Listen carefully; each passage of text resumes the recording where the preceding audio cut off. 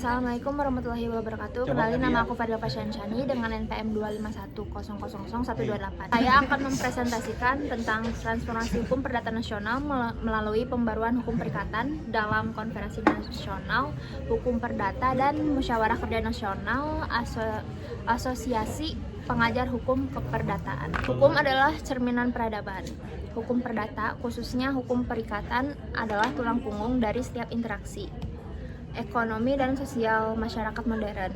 Ia mengatur janji, kesepakatan, dan tanggung jawab yang menggerakkan roda perekonomian.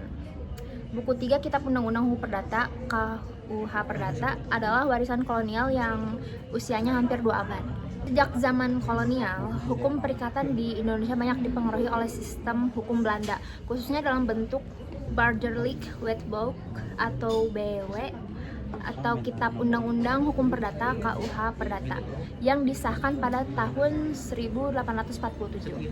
BW atau KUH Perdata mengatur berbagai hal mengenai perikatan, baik yang berhubungan dengan kontrak, ganti rugi, serta hubungan antara kreditur dan debitur. Hukum perikatan ini menjadi acuan bagi sistem hukum perdata di Indonesia. Meskipun telah mengalami perubahan dan penyesuaian dengan keadaan sosial, ekonomi, dan politik Indonesia yang terus berkembang, BW tidak dirancang untuk seluruh penduduk Hindia Belanda. Ia hanya berlaku bagi golongan Eropa dan Timur Asing, sementara bagi pribumi berlaku sistem hukum yang berbeda.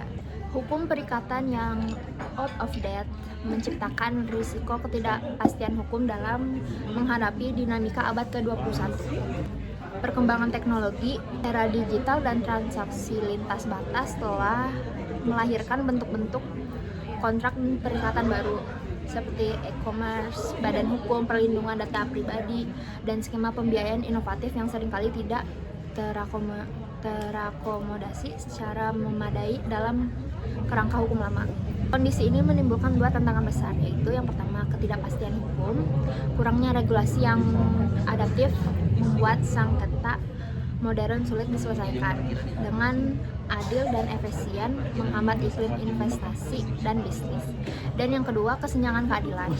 Norma-norma lama gagal memberikan perlindungan yang memadai bagi pihak yang lebih lemah, terutama dalam kontrak baku dan transaksi digital. Oleh karena itu, pembaruan hukum perikatan bukan lagi sekedar pilihan, melainkan keniscayaan konstitusional dan kebutuhan ekonomi bangsa. Beberapa isu krusial yang perlu menjadi perhatian kita bersama mengenai hukum keperdataan, antara lain pembaruan hukum perikatan, akomodasi hukum perdata Islam.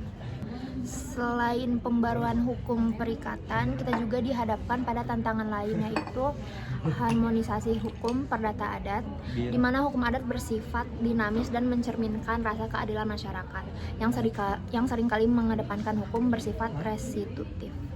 Yang kedua ada sinkronisasi peraturan lintas bidang, di mana terdapat masalah ketidaksinkronan dalam peraturan perundang-undang, terutama yang berkaitan dengan ekonomi syariah dan arbitrase. Yang ketiga, perlindungan hak anak dan perempuan. Yang dalam persoalan hukum, keluarga, dan adat, isu perlindungan hak anak dan perempuan harus menjadi fokus utama, mengingat perubahan sosial dan ekonomi yang terjadi. Di tengah urgensi pembaruan hukum perdata, tantangan utama yang kita hadapi adalah bagaimana menemukan titik keseimbangan antara tradisi dan modernitas.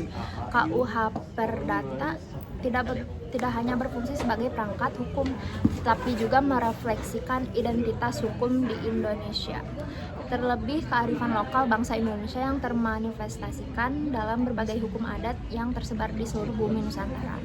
Pembaruan hukum perlu dilaksanakan dengan tetap menghormati prinsip-prinsip dasar yang telah menjadi fondasi hukum nasional, sekaligus membuka ruang bagi kebutuhan masyarakat modern. Dalam konteks inilah penelaahan atas fitur-fitur unggulan KUH Perdata menjadi penting. Kitab ini telah memberikan fondasi yang kokoh bagi praktik hukum perdata di Indonesia.